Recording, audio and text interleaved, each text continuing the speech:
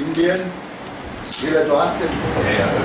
Yeah. From Colombo to Trinco and then come to Jakarta. That's the one that we thought. Yeah, we call that plane. ஸ்தானிகள் இப்பொழுது வந்து கண்டுபிடித்து சென்றார். அவர் கிழக்கு மாகாணம் சார்பை பார்த்து கொண்டு செல்கின்றார்கள். எங்களிடையே சமாதானம் ஏற்படுவது சம்பந்தமாகவும் சமாதான நடவடிக்கைகள் இந்த எவ்வளவு தூரம் நன்மை பயந்து இருக்கின்றது என்பது சம்பந்தமாக விசாரித்து அறிந்து கொண்டு செல்கின்றார். இதுவரை காலமும் மத்திய அரசாங்கத்தினால் கொண்டு வரப்பட்ட சட்டங்கள், எடுத்துக்கொள்ளப்பட்ட தீர்மானங்கள் எல்லாம் நன்மை பயப்பதாக இருப்பதை நான் ஏற்றுக்கொள்கின்றேனா என்று கேட்டார். அதனை நான் ஏற்றுக்கொண்டேன். அதில் எந்த விதமான பிரச்சனையும் இல்லை. இப்போ உங்களுக்கு இருக்கும் பிரச்சனைகள் என்ன என்று கேட்கும்போது, எங்களுக்கான பிரச்சனைகளுக்கு முகம் கொடுப்பதில் தாமதம் ஏற்பட்டு கொண்டு இருக்கின்றது ஒன்று. ரெண்டாவது, எங்களுடன் கலந்து ஆலோசிக்காது நடவடிக்கைகள் எடுக்கப்படுவதும் செயல் திட்டங்கள் செயற்படுத்தப்படுவதும் எங்களுக்கு பிரச்சனைகளை தருகின்றன என்பது சம்பந்தமாக பல விடயங்களை அவர்களுக்கு எடுத்து கூறினேன்.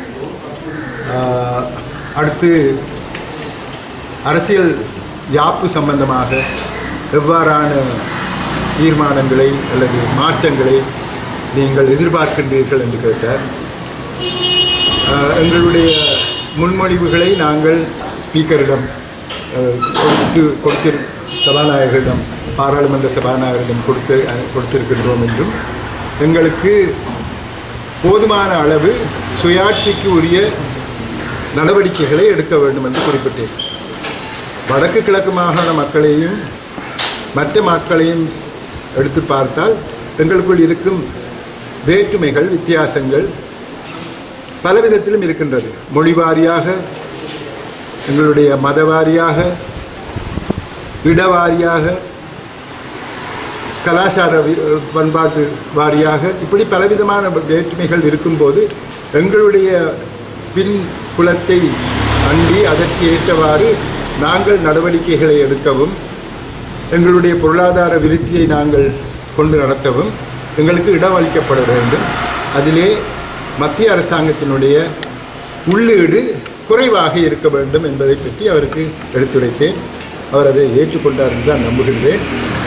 நம்மால் இயலுமானவரை இது சம்பந்தமாக மத்திய அரசாங்கத்துடன் பேசுவதாக கூறினார். அடிப்படையிலே தான் அரசியல் யாப்பு மாற்றங்கள் ஏற்பட வேண்டும். அந்த மாற்றங்களை நாங்கள் ஏற்படுத்தாது விட்டால் தொடர்ந்து இந்த பிரச்சனை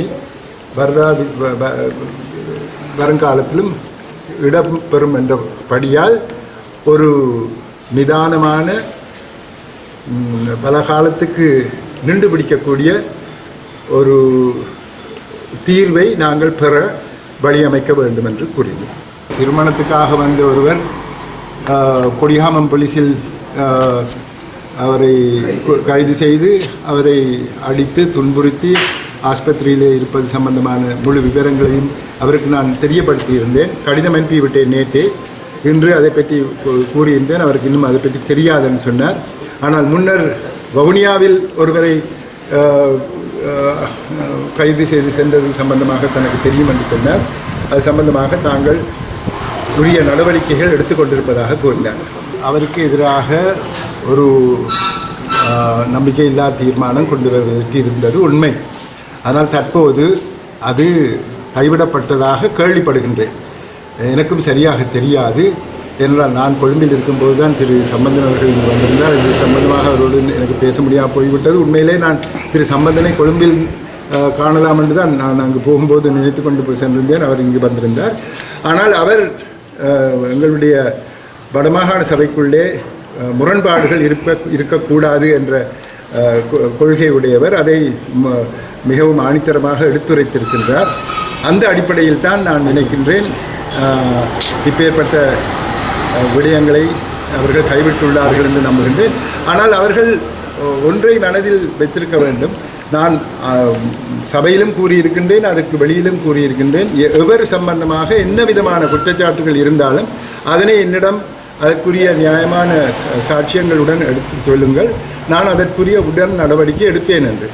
ஆகவே இதிலே இருக்கிற 38 பேரும் கை உயர்த்தி இவர் தான் குற்றவாளி என்று சொன்னாலும் அவர் குற்றவாளியாக முடியாது. அவர்களுடைய குற்றங்கள் நிரூபிக்கப்பட வேண்டும். இப்படி ஒரு குற்றம் இருந்தாண்டு எல்லாருக்கும் ஒருத்தர் முகத்தை பிடிக்கல் என்று எல்லாரும் கை தூக்கி இவர் குற்றம் செய்தன்னு சொன்னால் போல அவர் குற்றவாளி அல்ல. ஜேசு கிறிஸ்துநாதர் அப்படித்தான் செய்தது. அவர் குற்றவாளி அல்ல. அதே மாதிரி தான் நாங்கள் கை உயர்த்தி ஆக்களை குற்றவாளிகள் ஆக்க இயலாது. குற்றங்கள் ருசுப்படுத்த வேண்டும், ஆதாரங்களோடு ஏற்றுக்கொள்ளப்பட வேண்டும், அவ்வளவுதான். ஆனால் இதை அவர்கள் புரிந்து கொண்டார்கள் நம்புகின்றேன். அவ்வளவுதான் இப்பொழுது எனக்கு சொல்ல முடியும். நாங்கள் சில விடயங்களை நாங்களே தெரிஞ்சு நடவடிக்கைகளை எடுக்க வேண்டும். இப்பொழுது அதற்குரிய நடவடிக்கைகள் எடுக்கப்பட்டு வருகின்றன. சில விடயங்களிலே நாங்கள் நேரடியாக எடுக்கலாம், சில கட்சி ரீதியாக எடுக்க வேண்டும். இது கட்சி ரீதியாக எடுக்கப்பட்டுள்ளது. ஆகவே நடவடிக்கைகள் நடந்து கொண்டிருக்கின்றன, எடுக்கப்படுகின்றன என்பதுதான் உண்மை. அவர் தன்னால் இயன்ற மட்டும் அதனை எடுத்து தருவதற்கு நடவடிக்கைகள் எடுத்துக்கொண்டு தான் இருக்கின்றார், அது எங்களுக்கு தெரியும். ஆனால் இராணுவத்தை பொறுத்தவரையிலே பலவிதமான காரணங்களை கூறுகின்றார்கள். அதுக்கு அண்மையிலும் நான் இதை கூறியிருந்தேன்.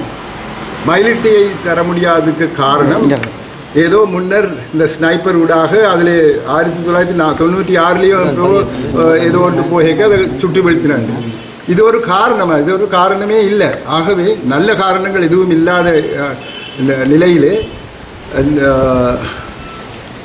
எங்களுடைய மக்கள் தலைவர்களும் இராணுவமும் மிகவும் ஒரு மக்களுடைய வருங்காலத்தை முன்னிட்டு போதிய கருத்து பரிமாற்றல்களை செய்து இதற்கு ஒரு முடிவெடுக்க வேண்டும். ஜனாதிபதி தன்னால் முடியுமானதை செய்திருக்கின்றார். ஆனால் இராணுவம் அதற்கு இடம் கொடுக்கவில்லை என்பதுதான் உண்மை என்று நான் நம்புகின்றேன்.